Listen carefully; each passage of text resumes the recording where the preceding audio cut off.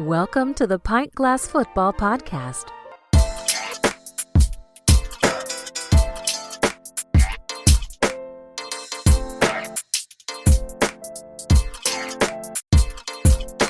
What's up, PGF Nation? We are excited to be back.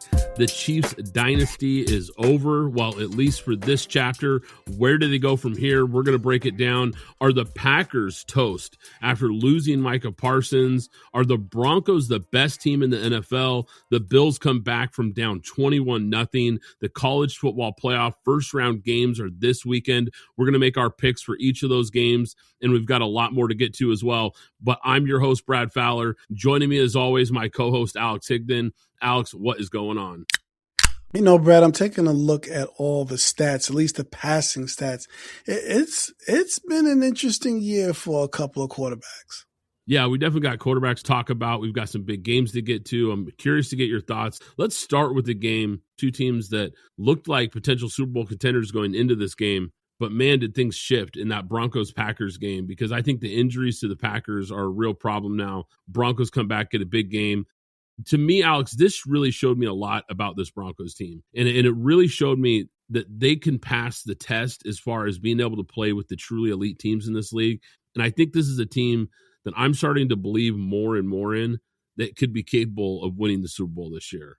I think this is the best game I've seen from Bo Nix. He was really, really sharp. I think earlier in the year, there were some concerns about Bo Nix in the quarterback position. And was he good enough to take them to the next level? We know about this defense. We know they've got a great team around him, a great offensive line. He's got, I would say, a nice group of receivers. But I've been kind of waiting to see if he could elevate his game. And in the big moments, he was really, really big in this game. He made some big throws against one of the best defenses in the NFL. I thought it was a big statement win for the Broncos. Yeah, this was a big statement win for the Broncos. Obviously, we haven't talked about it yet, but Micah Parsons getting hurt was a big letdown for the Packers in this game. And, you know, Bo Nix, for the most part, 33 of 34, 302 yards, 4 TDs, no interceptions, emphasis on no interceptions, and their comeback to, you know, take this team out and to take them down. Yeah, 4 different receivers, too, really spreading the ball around. This is starting to really feel like a balanced team that can move the ball now on offense, and we know the defense is still elite. You know, Denver has been a great team in the second halves this season. I've got to give credit to Sean Payton and his coaching staff. They make great adjustments, have won a lot of these games in the second half.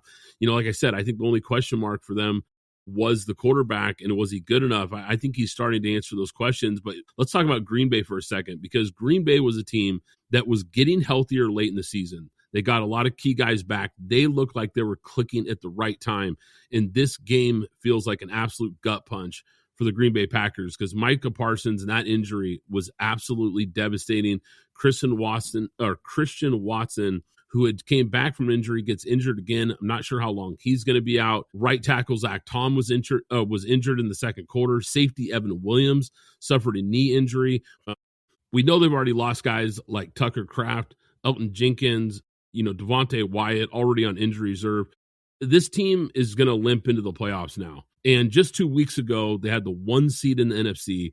They looked like they might be the most complete team in football. And now I have a really hard time seeing them as a legit contender after all these losses. Yeah, and I don't know where, if you are a Packers fan, where is this team? Because every time they go against someone, they seem to either play down or up to whoever they're playing. Now, this game was a little bit different because Micah Parsons got hurt, so I think this game was a little bit different. But for the most part, every week they're either playing up or they're playing down to whoever they're playing. Yeah, and I don't think we can overstate how big of a loss this Micah Parsons injury really is, because this guy had really unlocked this defense and took them to another level. He had 12 and a half sacks in just 14 games with Green Bay this year. He led the league with 83 pressures. You just can't replace what this guy has meant to this team, especially because the one, I would say, weakness on this team is the secondary, and his pass rush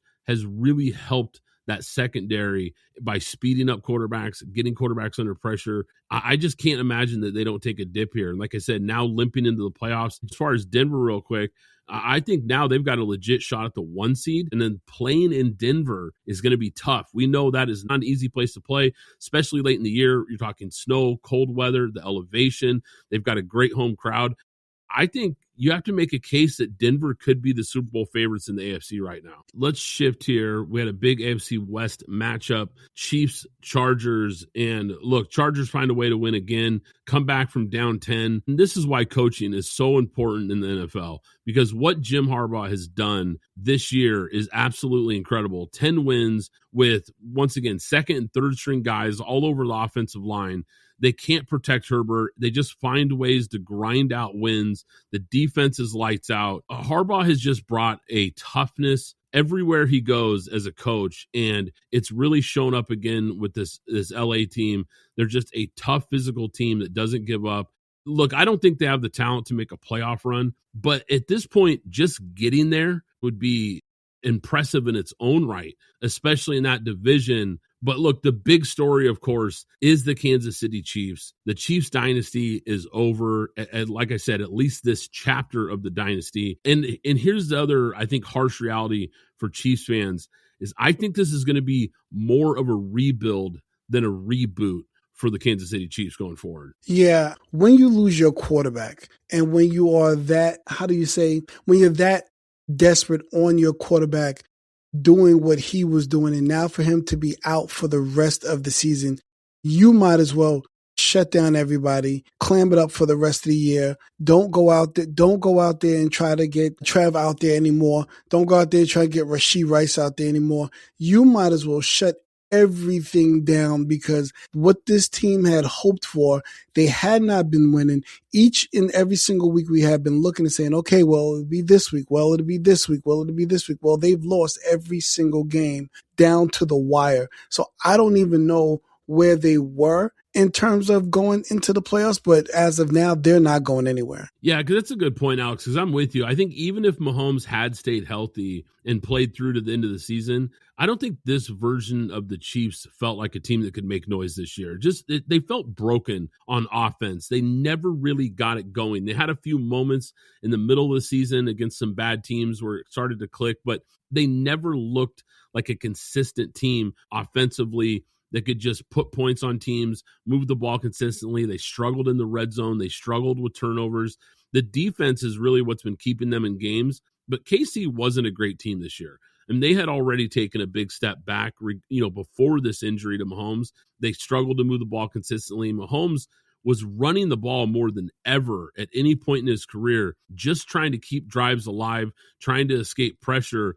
But look, he took more hits than ever too. And it has to make you wonder if some of that might have led to this injury. And so let's talk about the injury here for a second, because this is a huge story for them going forward and kind of what the future looks like for them. So I went back and I looked. So Tom Brady tore his ACL in week 1 of 2008. He had 3 extra months to recover versus where Mahomes getting injured towards the end of the year. And he still came back that next season and posted the worst interception rate of his career, really had a down year by his standards. And so when I'm comparing that to a guy like Mahomes coming back now, or is going to be coming back from an ACL injury, Mahomes relies way more on his mobility to make plays, obviously, than a guy like Brady. So I think it's safe to say that his return could be even rockier coming back from this ACL. At best, he's probably ready to play week 8, maybe week 9 next year. I mean, who knows what Kansas City even looks like at that point in the season. It might be one of those situations, Alex, where you might just have to sit him next season, because I think you've got to start really thinking about the long-term future of this team. And do you really want to rush him back, especially if you've got a backup quarterback for the first half of the season? If they're not really in the playoff hunt anyway, do you want to risk bringing him back? I think there's a legit chance maybe he doesn't play next year. And I think that balance of him scrambling versus throwing from the pocket, I think that has to shift when he comes back as well. I think he's going to have to become a more consistent pocket quarterback because you've got to think about the next 7 to 8 years now with this guy, not just right now. Yeah, so I think there's going to be some things that the Chiefs will have to look at in terms of he got hurt in, what is this, week 15, 6, he got hurt. Once he gets hurt, then he goes into the reorder of whatever the lineup is. Now, he's not a person that needs to run. He's a person that stays in the pocket for the most part, but he does run out of the pocket when necessary. What is it that you're needing from him to show you that he can still perform at the next level? Because to take that into next season and then next season saying, okay, well, we're going to skip over this season too, that's a lot for the Kansas City Chiefs to do. And I think by that time, you could be looking at the end of Kelsey and then looking and bringing in a new tight end as opposed to maybe trying to hang on to him for another 2 years and then go and see what you can get out of him next year. So I don't know. There's a lot. I think it's not one question. I think it's several questions that we have to talk about when it comes to Patrick Mahomes. To the point about his health and long term, I think Kansas City just simply can't ask Mahomes to do as much as he has over the past 2 seasons, especially when it comes to taking hits, running with the football, which means you've got to continue to address this offensive line, which they've struggled to do. I know they've tried, but they've really struggled to build this offensive line around him, which has been part of the problem. And Kelsey, who you just mentioned, I think it's safe to say he's going to retire. I think a lot of people thought he might retire at the end of the Super Bowl last year. Came back this year, hasn't looked like the same guy. He's clearly lost his step. He's dropping a lot more passes than I can ever remember at any point in his career. And is he really going to want to come back next year and play most of the season, maybe all of the season without Mahomes? So I'm sure he's probably going to hang it up. And I also think they're going to look to trade Chris Jones this offseason. I don't think they're going to want to extend him again. And then the cap hit is massive for this guy now that they've officially entered this rebuilding season for them. So I think he's a guy that could be on the move. Maybe you try to move him to a team that has more cap space and is in the contender conversation looking for a veteran guy like him. But I don't think they bring him back. I mean, the bottom line, this team is going to need to nail some draft picks these next 2 years. And the one thing that could help them with this, and we talked about this, I think last week, Alex, for the first time in a long time, they're not going to be picking at number 32, number 31 like they do pretty much every year. They're finally going to be able to pick in the middle of the draft or maybe even closer to the top 10 of the draft, depending on, how far off the rails this goes the next few years.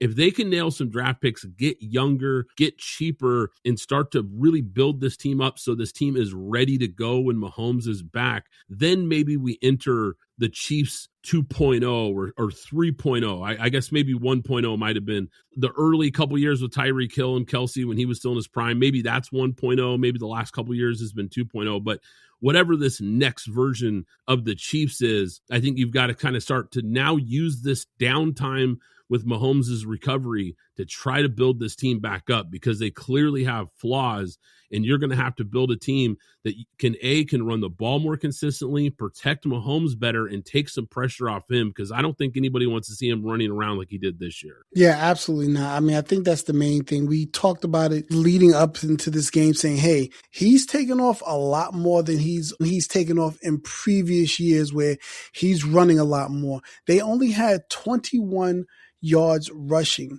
from their leading rusher in Isaiah Pacheco. Patrick Mahomes, Isaiah Pacheco ran it 11 times for 21 yards. Patrick Mahomes ran it twice for 15 yards. Kareem Hunt ran it 6 times for 12 yards. So Patrick Mahomes is your best runner. Looking at that alone, you're looking at your team. Your team leading rusher and leading passer is your quarterback, and you need to take a look at that and realize that that's not going to be the way to win there. You're going to have to put some more effort into running the ball with the running backs more. Yeah, and not only the injury, but you're talking about a quarterback who's now going to be coming back on the second half of his career here. So you've got to build this team to protect this quarterback if you want to keep this Super Bowl window open for them going forward. But like I said, I don't think this is a reboot. I think this is a rebuild because I think there is a lot more heavy lifting involved with this team than a lot of people might realize. Alex, let's jump to a big game that we had in the AFC East. Division title was on the line. Bills looked like they had it in their hands. They were up 21-0 in this game. Josh Allen just once again, I feel like I say it every week, puts the cape on, has this incredible second half after they looked, quite frankly, unprepared in the first half, which once again, I think comes back to coaching. But once they get it going, 5 straight touchdown drives for this Bills offense. The defense, once again, looked awful, giving up a ton of yards on the ground, not being able to get stops. They were better in the second half. I'll give them credit.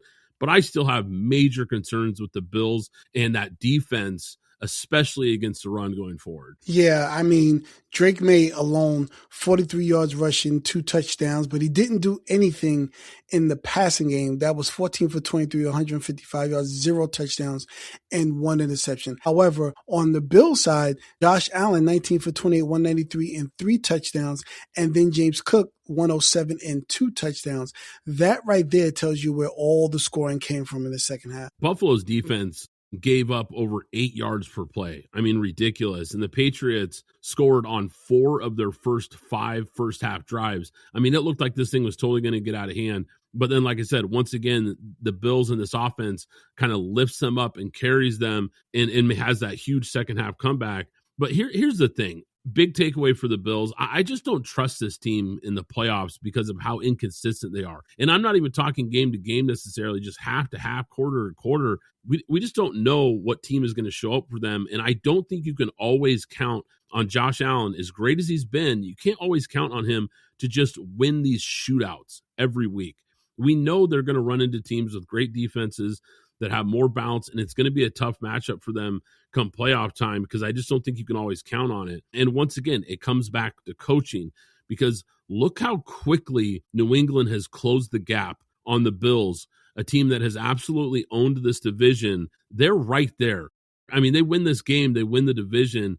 Vrabel and McDaniels have been absolutely massive for this team. Drake May takes a big step this year. They hit on some draft picks. They hit on some free agent moves in the offseason. And just like that, they're right there and suddenly a real problem for this Bills team going forward. I mean, the last month or so for Josh Allen has been just incredible. And look, hats off to him because this Bills team was really teetering on missing the playoffs, but he just continues to put them on their back. But I just wonder how sustainable that is when it comes playoff time. Yeah, and you know what? That's the key right there. Knowing what Josh Allen does, and again, now he's starting to look more and more like Patrick Mahomes and saying we're going to put a lot of more pressure on Josh Allen to deliver us. They don't have anything in the passing game. There's nothing there. After they got rid of Diggs, there's really nothing there. Dalton Kincaid, Dawson Knox, Khalil Shakir. They're just guys. No one's a guy. They're just guys. It's really just James Cook and Josh Allen, and that's it for this offense. Yeah, I couldn't agree more. You're absolutely right. And it's pretty incredible what they're able to do considering, like you said, the wide receiver group and the tight end group is just a bunch of guys. I mean, I don't think any of them are bad players. It's just they don't have any real star players that you can rely on outside of Josh and outside of James Cook, who's been really good. But once again, as far as this Pats team, look, this is a tough loss. You had the division in your hands, but this is a young team. This is a team that really feels like they're a year ahead of schedule. And if they hit on, I would say probably 3 or 4 more draft picks, if they have another draft like they had last year and really add some pieces to this team, maybe a free agent, maybe, you fill in a hole with a free agent here or there. I think this is a team that could really start to feel a lot like Denver, that is just a loaded roster with a good young quarterback and great coaching. And suddenly this is a team that could be right near the top of this division again, because I don't think they're going anywhere. I think this is going to be a real problem for the Bills going forward. And I think, once again, if outside of the Bills making a serious run at a title this year, I think real question marks are surrounding Sean McDermott. And is he the right guy for this job? Because this team is wasting an unbelievable talent at quarterback right now by not being able to put enough around him and not being able to elevate the guys you do have, especially on that defensive side, which is McDermott's side of the ball. So there's no excuses for the way they've played. All right, we had a shootout. Rams, Lions. This game was really entertaining. Look, the Rams, I think this is another team that you have to circle in the NFC that I think has a legit chance to win the whole thing. They have 3 rushing touchdowns in consecutive games. The balance that I'm seeing from this team, Blake Corum is starting to pop. They've got a 2-headed monster at running back. Stafford, we know, is having an MVP level season. The Rams, I love what I've seen as far as their balance and how they've relied on their running game down the stretch to work off of the passing game. Now, I think the Davante Adams injury is concerning, but it doesn't sound like he's going to be out for the playoffs. I think this is a situation where maybe he sits these next couple of weeks and gets right for the playoffs. I think this team has enough playmakers, and I think McVay with the play calling has been elite, and the fact that, like I mentioned, because they have a run game and a pretty solid defense, secondary aside, I think they're going to be just fine. I think this team is still going to be a problem, and especially offensively. I just think they're clicking on all cylinders. Well, okay, let's take Detroit and put them to the side for a moment. I think that the Rams are clicking this season. Now, going forward, I'm not sure if they're going to be clicking because we have to see where Matthew Stafford is at next season. So that's number one. Number two, now, everybody else, even including what's happening with Davante Adams, you had Kyron Williams, now you also have Blake Corum. You had Puka Nacua, now you also add, let's take Davante Adams, put him to the side for a moment, but now you add Kobe Parkinson, Davis Allen, Terrence Ferguson, and Jordan Winnington. Now you have this 3 tight end that for whatever reason has come out of nowhere because he wasn't using this before. Now he's gone to this 13 personnel. Yeah, you have 13 personnel where you have Kyron Williams and or Blake Corum in the backfield, and you have 3 tight ends out there with 1 receiver. So now it's what is it that you want me to do here offensively? Because I'm getting from Matthew Stafford what I've always wanted. What he was his first year here, you're having it once again now. Going forward, I don't know if you're going to have that again next year, but this year, I think I've said it before, I'll say it again. This is the one team that I'll say I'll take them against anybody in the AFC or in the NFC that they can line up and beat them, whether it be defensively or offensively, because whether you take me in the cold, you take me in the heat, you take me at home, you take me away, wherever you're going to take me, I'm going to be able to play however it is that you need me to play to win the game. So I believe that much in the Rams. Now, as for Detroit, they still put up 34 points. This just was a point where they could not match up with what the Rams were putting out with Matthew Stafford, obviously with the wide receivers as well. They couldn't match up with it, but they could maintain, and I think that they will make the play. I think they'll make the playoffs. I'm not sure yet because there's a lot of teams in the NFC where everybody's up for it between Chicago, Green Bay, the Eagles, San Francisco, the Hawks, and everything else over there. I think they still have a chance. This is going to come down to the last game of the season for Detroit to make it. Yeah, I was actually going to ask you that, Alex. That was my next question I had written down is, have the Lions ruined their playoff hopes? Because they're starting to run out of time here, and they've dropped some key games down the stretch. I read ESPN Analytics says the Lions have about a 34% chance now to make the playoffs. So not impossible by any stretch. I think you're right. It's going to really, these last couple of games are going to be huge, but the Lions it feels like the Lions have been trying to fix this defense since Dan Campbell got there. And it's still terrible, and especially that secondary. And I know they've got some injuries as well, but it just hasn't been good. And that's going to be, once again, the focal point for this team in the offseason. They have got to figure out that side of the ball because this team consistently puts up points on just about everybody, but they can't close out enough of these games because they can't get stops. And that has just been killing them this year. So to me, that has to be something that they address without a doubt, because they tried to address it with some corners in the draft. Neither one of them are any good. They've made some free agent moves. None of them have really made a big difference. Brian Branch, obviously that injury hurts. He's a good player, but they just don't have enough on that back end to stop teams, especially teams like this that can really throw the ball around and can match their offensive firepower. The Rams, like I said, I think the only hole, and I agree with you, I think they're absolutely a Super Bowl caliber team that could win the whole thing. I think the only real hole for them is their secondary. And if they face a team with some real weapons like they did against Detroit, they could have some trouble getting some stops. But I think all in all, the roster is still good enough. And, like you said, the tight end room is deep. The offensive line is solid. The running back room is solid. I mean, outside of Seattle, that big Thursday night game coming up this week. They have a pretty winnable schedule down the stretch. So this is a team that could definitely clinch the 1 seed. And we know this team is good at home and they're really good on the turf. So I wouldn't be shocked at all if they end up being the 1 seed and being a team that makes a real run at the whole thing. Yeah, I can see them making it. I just looked at what everybody has left the last 3 games for basically everybody that we just talked about, especially all 3 teams in the West. And the Rams have the easiest schedule. Now they do have 1 game where they'll have to take on Seattle. I believe that is that's in Seattle. But then they have Atlanta, then they have the Cardinals. That's it. Everybody else is 2 teams that are pressing, that are in the playoff hunt, that are trying to get into that game. They have the easiest schedule, so they shouldn't have any issue after they face Seattle, especially if they beat Seattle. But then they have Atlanta, then they have Arizona. They're at Atlanta, and then they're home to the Cardinals. And basically, they can win 2 of those games, even if to take them out, they'll still be 13-4 at the end of the season. Yeah, you know what?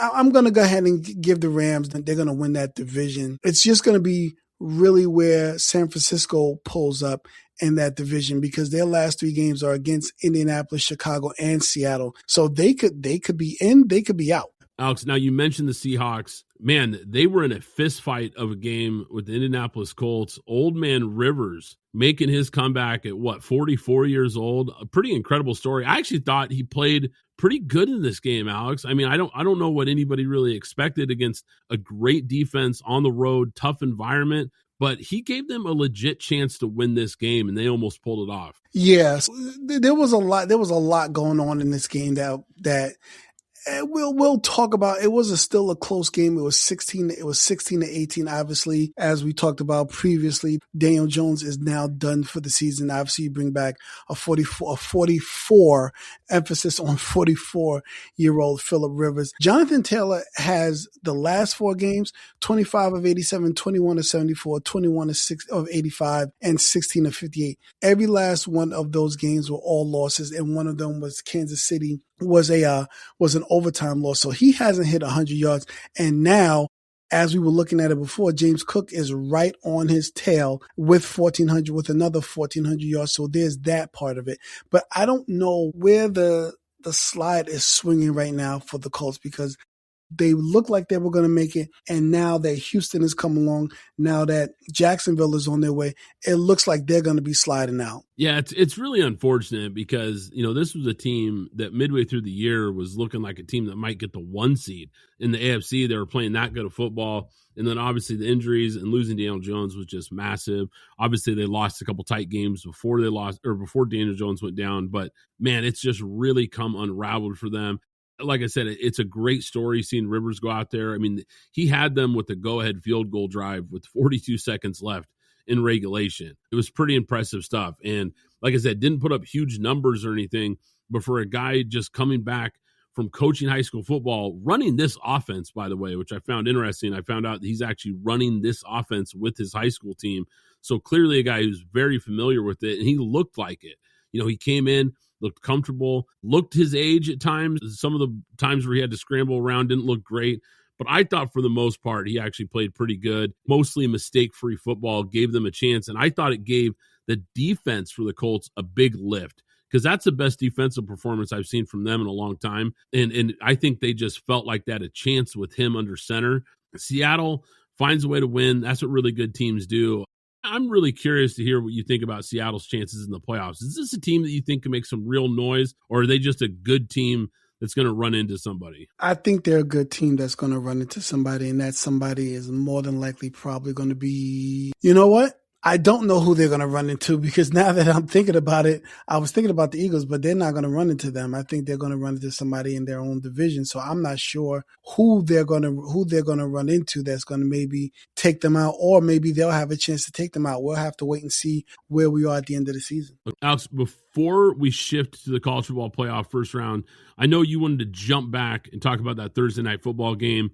Bucks, Falcons, man, what a gut punch for the Tampa Bay Buccaneers. They had a 14-point lead in the fourth quarter, end up dropping this game to the Falcons, who were already eliminated from the playoffs. It just feels like this Bucks team that at one point was looking like they were going to run away with this division. And we were talking about a team that could maybe make some real noise in the NFC. They're suddenly fighting for their playoff lives. Yeah, that loss puts them at 7-7. And I think, if I'm not mistaken, the Carolina Panthers are 7-7 as well. But I mean, it's just the loss. We know that only one team is going to make it from this division, and it's basically going to come down to the Panthers and Tampa Bay. Now, they face each other twice in the last 3 games. They have Tampa Bay has the lead in terms of schedules coming up to slide right in there because the Carolina Panthers have to play Seattle. Yeah, Carolina had a golden opportunity to take control of this division too. After Tampa Bay lost on Thursday night, they played the Saints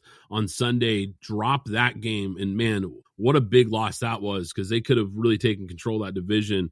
But here we go. It's going to come down to the wire here in the NFC South, like you said, down the stretch. Those matchups between those two teams are really going to decide this thing. Alex, this week's NFL game ball, for me, it's going to go to Jags quarterback Trevor Lawrence, 20 for 32, 330 yards, 5 touchdowns, no picks, 51 yards rushing, and a rushing touchdown. I mean, look, this might have been the best game of his career. I know it was against the Jets, but look, he has quietly had a great last 4 weeks or so playing some really, really good football. I know he's been a punching bag on this show, Alex.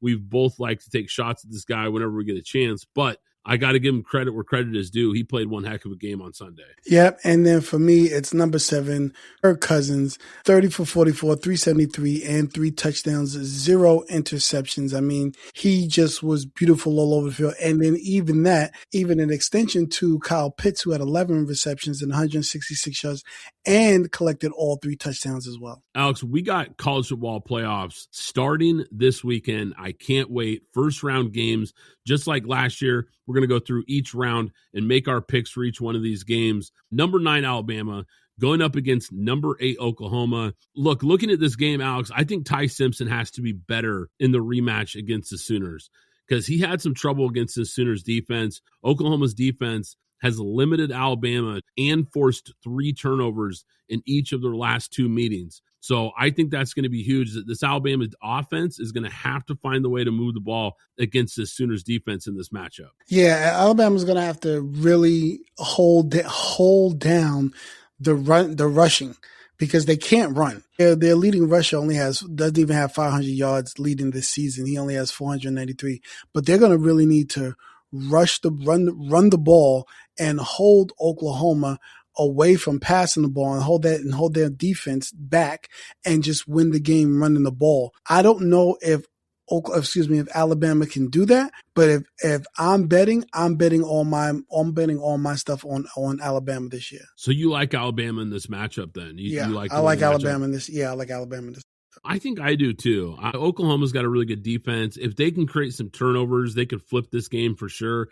But I think if Alabama can take care of the football, I think they should have a good chance to win this game. Now, the big question mark is John Mateer, Sooners quarterback. This is a guy who we know got hurt in the middle of the season, didn't quite look the same, but he's played better down the stretch as he's gotten healthier in Oklahoma's 4-game winning streak to end the season. So that's something to watch here because if Oklahoma's offense can come to life just a little bit and take a little pressure off of that defense, I think this game could get really interesting. I trust Alabama slightly more in this game. So I'm with you. I'm going to take Alabama in a close matchup to win this game. Like I said, I just trust them a little more than the Sooners, but I think that could be a game that really comes down to the wire, could come down to special teams, maybe a key turnover or a key field goal late in that one. Let's jump to Texas A&M taking on Miami. This is another interesting matchup, Alex. Marcel Reed plays behind one of the best offensive lines in the country, only took 10 sacks all season. How did they handle Miami's pass rush led by Reuben Bain Jr.? I think the trenches are going to decide this ball game. Yeah, this is going to be a trenches game all the way, and I'm going to go with Texas A&M. I don't trust Carson Beck. Still had a question from the time he left Georgia to go to Miami over his girlfriend more than anything. We can get into that later, but I don't believe Miami's going to be set up for this game, and I think Texas A&M is going to wash over them. You know, I went back and forth on this game. I can see a path for either team. Now, Carson Beck has been up and down, and he's had an up and down year. There's no doubt about that. But if you look at how he's played down the stretch, he's had 10 touchdowns, only 1 interception in Miami's last 4 games. So he's playing some pretty good football here down the stretch. And I think the key, once again, like we said, the trenches is going to be key because we know Mike Elko and that Texas A&M defense is very good. Can they get pressure on him? Because similar to, like I mentioned with Marcel Reed, this Miami offensive line is really, really good. So once again, the battle in the trenches is going to go a long way in this game. Can Texas A&M get pressure on Carson Beck? Can they force him to make a mistake in this game? Which quarterback takes care of the ball better? Now, the 12th man, Kyle Field, that place is no joke. And that is a tough, tough place to win on the road. But I think I like Miami because I think they're just a little better in the trenches than Texas A&M. And I think they pull off the upset in this game. It looks like Texas A&M is a 3.5-point favorite. If I had to make a betting pick, I would take the plus 3.5 from Miami. But I think there's a chance they pulled off the outright win in this one. Let's shift here real quick. Ole Miss versus Tulane, the G5 matchup that nobody wanted. Sorry, Tulane, but we don't. Ole Miss beat Tulane 45-10 earlier this year. This was not a game that we needed in the college football playoff. But look, we already talked about that last week when we were talking about the selection process. I think even without Lane Kiffin, does Tulane have a real shot? I don't think so. I just don't. I think Ole Miss quarterback Trinidad Chambliss is the guy to circle here because he lit this team up last time they played. I just think it's a mismatch. I think Ole Miss just has a superior roster here. Now, I don't think the Rebels are a team that can make a run in the playoffs, but I do think they get by this team in Tulane. Yeah, I'm not going to really, it's not nothing for me to really rumble up or anything I have to pull out. I'm just going to take Ole Miss right away. Yeah, I think it's just the way it is. Unfortunately, this year with the way things fell and how the ACC just imploded and we ended up with, multiple G5 teams. And let's face it, this was a bad year for the G5. It just was. We didn't have a traditional Boise State or a Cincinnati. I know they're not in a G5 team anymore, but you know what I mean? Back when they were, like, we didn't have like a team like that you could really circle this year and just say, look, these guys could make some noise. These guys could maybe pull off an upset. I just don't see it this year. Our last matchup, of course, number 12, James Madison at number 5, Oregon. Autzen Stadium is going to be hosting its first ever playoff game at night. So, yeah, this place is going to be loud. It is going to be crazy. I know a lot of people around here are very excited for this game just to be able to host a big playoff game like this, regardless of the opponent. And I just think it's a tough environment for a team like this to come into. It's another roster mismatch. I mean, Oregon is a complete team. This is a team that's very good offensively, very good defensively. They've only allowed 14.5 points per game since that loss to Indiana. So the defense has been clicking. And I just think it's too much talent, too much speed for James Madison. I think the Ducks win, and I think they cover the 21.5. Yeah, and again, not much that I'm going to say here. I'm just going to take Oregon straight out. I don't need to go into anything about their running game or anything like that, but happy that they're here. Yeah, absolutely, man. Right. That is going to do it for today's episode. Hope you enjoyed it, PGF Nation. Be sure to hit that like button, hit that subscribe button so you don't miss out on any future episodes when they drop.